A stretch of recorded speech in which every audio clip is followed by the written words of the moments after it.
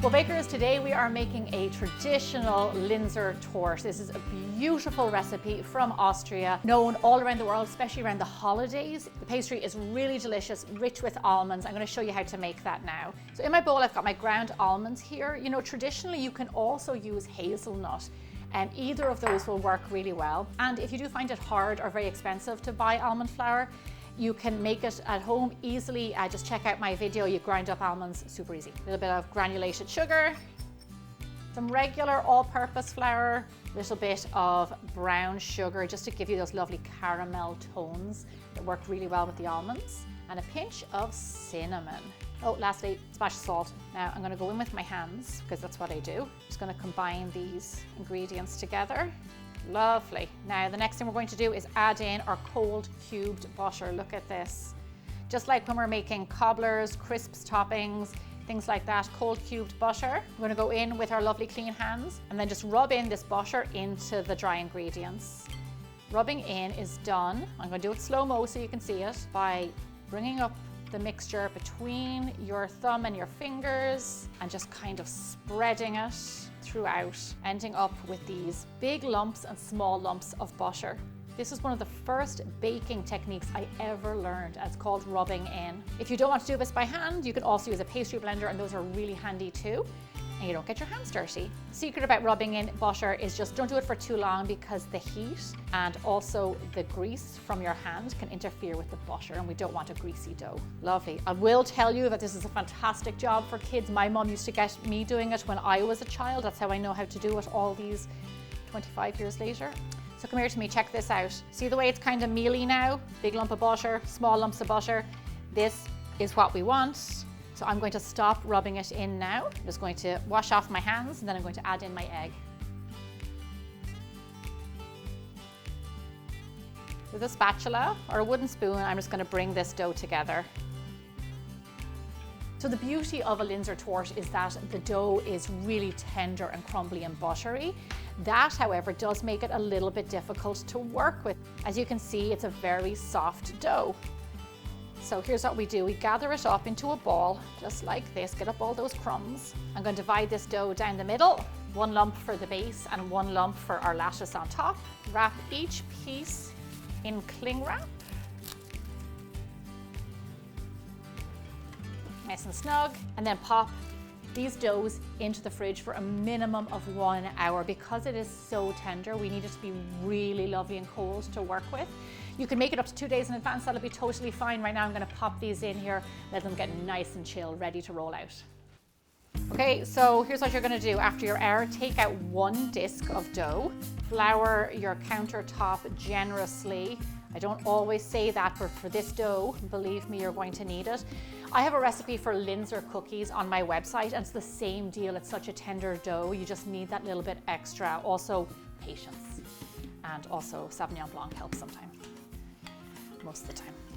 Roll out our dough like this. One thing that helps is just you work swiftly. You don't want it hanging around for too long. I don't recommend inviting a camera crew over to your house to film it while you're doing it. That would be foolish. As you can see, it will break up a little bit, but don't worry about that. We're going to push it back together. So roll out your dough roughly, you know, around 11 inches around. And then we're going to lift this dough and place it into our pie pan. So gently, like I said, remember what I said? It's very delicate. So it might break, you know, get it into the pie pan as best as you can, and then form it with your hands. Lovely. This is a fluted 9-inch pie pan.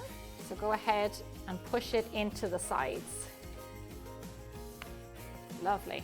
When using a pan like this, sometimes it's nice just to take a rolling pin and just roll it over the top. Kind of trim away that edge so it makes it look a little bit cleaner. Now, with a little bit of mushing, you end up with something that looks like this. Okay, lovely. What I'm going to do now is pop this into the fridge, let the dough chill again, because that's really important. We want that butter to firm up.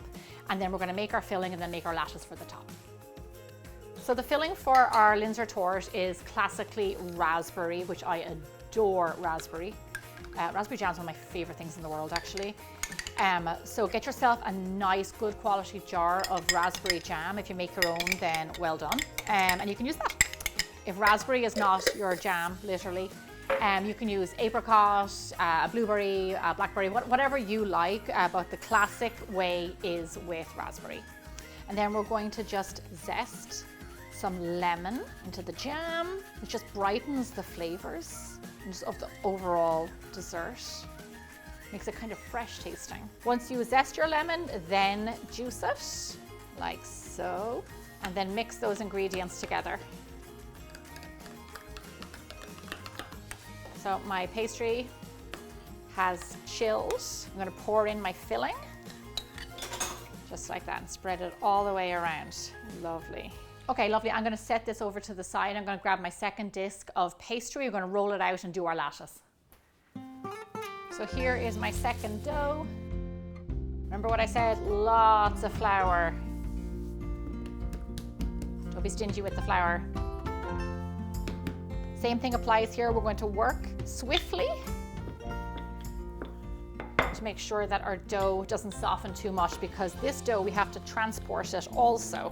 Now, I will tell you that because this dough is so soft, the best results that we have seen is making kind of like a faux lattice, which is rather than trying to give ourselves a heart attack and weave together this soft dough, we're actually just going to do a lattice where 5 strips on the bottom, 5 strips on the top, make our lives so much easier.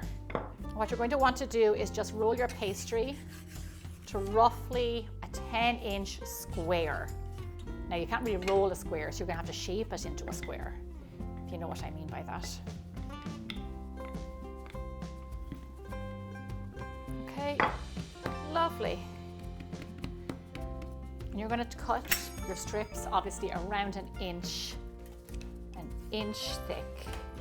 I don't mean thick, I mean wide. Wide is what I meant. It helps if you have a lifter.